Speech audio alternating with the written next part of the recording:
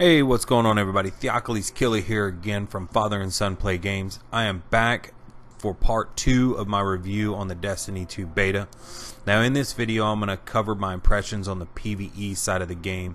Now, granted, they didn't give us a lot to go off of. They gave us the main story mission and one strike.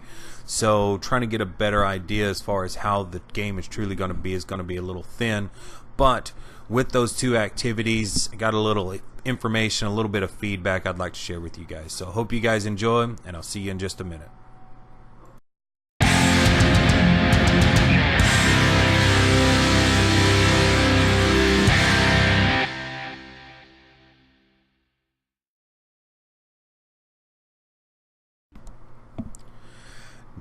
Destiny 2 Beta Part 2 PvE. Bungie gave us 2 activities that we could partake in killing ads. They gave us the very first story mission, which is known as Homecoming. And what a homecoming it truly was, to come to the tower, to a place where we knew where we could meet other Guardians. We could, decrypt engrams, we could pick up exotics and store our weapons and store our armor and things along that lines, and opening it up to this kind of chaos and destruction, a location where we had known as peace, and a place where we could go without fear of attack or reprisal, and now all of a sudden it's just completely being destroyed by the Cabal.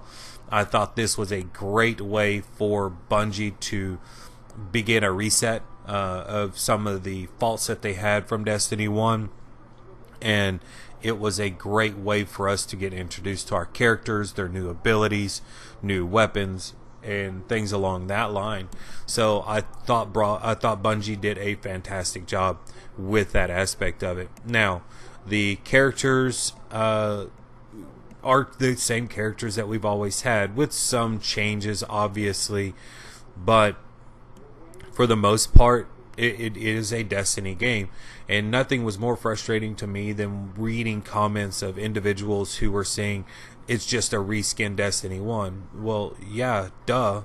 I mean, I'm not sure exactly what they were expecting, but it is a Destiny video game, and why would I want to play a Destiny video game and when I turn it on it looks like Titanfall, or when I turn it on it looks like Borderlands? That just doesn't make sense to me, and I don't know why individuals were making that comment. I mean, they could have been salty about some experience that they had with Destiny 1, and they wanted something totally different. Well, I mean, if you want something totally different, it's a real simple solution. Just pick up a different game. But I'm going to step away from that because a lot of stuff was said, and it really just didn't make sense why it was said. But all in all, Destiny did a great job in reintroducing this video game to us, and kind of doing a reboot and a revamp for us. So I like how they introduced it, and I like how they started it. So just based on this one story mission, I thought they did a fantastic job. I can't wait to get my hands on the rest of the story missions and see how they tell the story of the Guardians and their pursuit of getting their light back and saving the Travelers. So looking forward. Now, the second thing that Bungie gave us was a strike.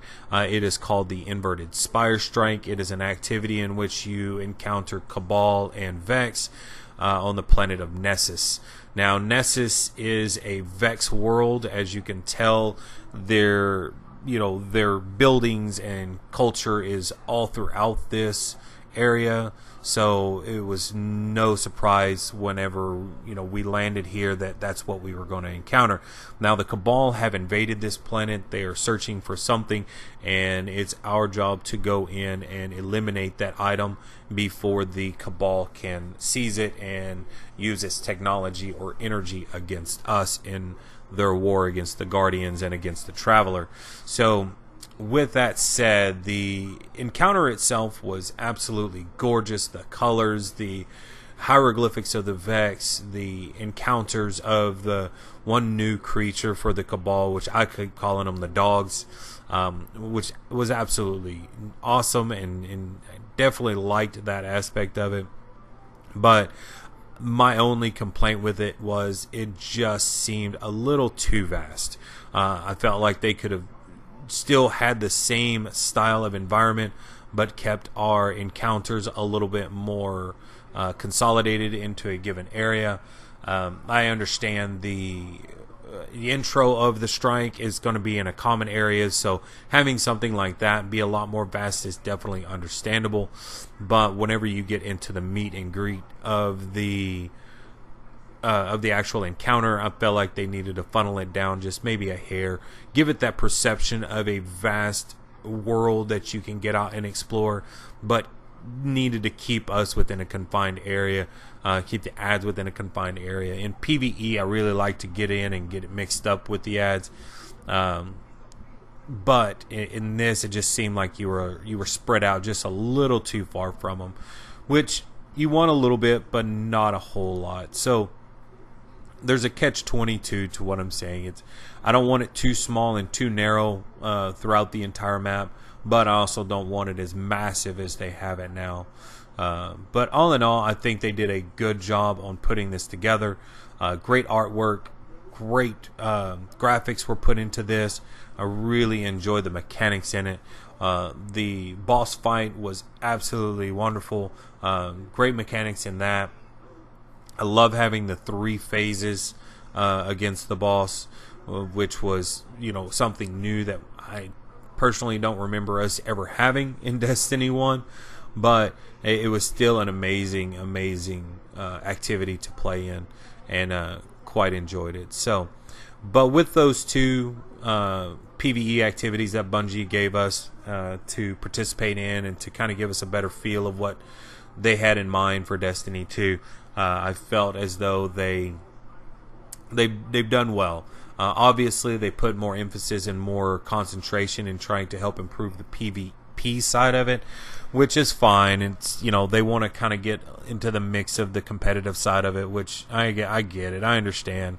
It's not something that I particularly am going to be part of, but the PvE side of it, they did make some adjustments.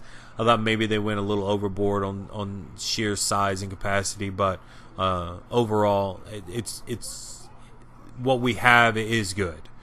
Is it going to be the best out there in the world? I don't know yet, and we'll find out once Destiny 2 launches, but I think they made some great changes, and really honestly surprised me with some of the activities that we're taking in. So overall, guys, in my review of it, I thoroughly enjoyed this aspect of the beta as well. I wish we had a little bit more to do, but obviously they can't give it all away to us.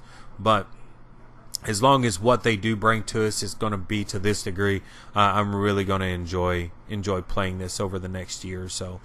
But with that said, guys, I hope you guys enjoyed the video.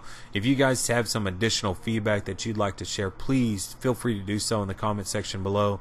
I like having an open forum discussion. It definitely opens up my mind, opens up my personal opinion. As my only request is that you kind of approach it the same way.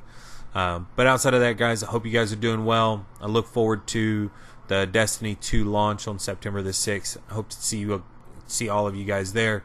But until then, we'll see you next time on part 3, where I'm going to go over the characters and their abilities.